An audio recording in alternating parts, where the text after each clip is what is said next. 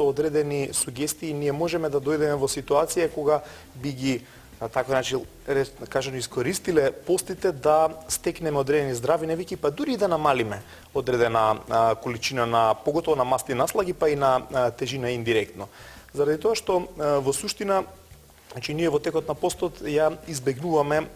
масната, односно пред се животинската храна. Животинската храна е еден од главните причинители во организмот за покачување на нивоата на холестеролот пред се, кој што е тивокубиец и сериозен проблем, и токму заради тоа сите препораки здравствени нутриционистички велат дека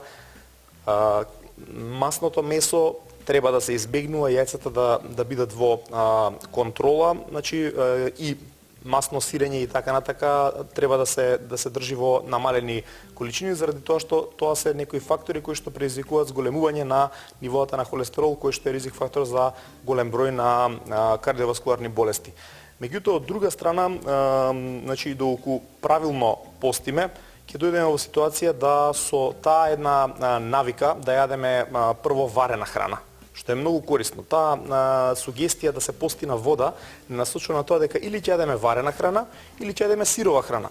Двата совета се идеално се вклопуваат во навиките за здрава исхрана кои што ги избегнуваме како популација, зашто немаме време. Ние пржиме затоа што немаме време да чекаме неколку часа да се свари нешто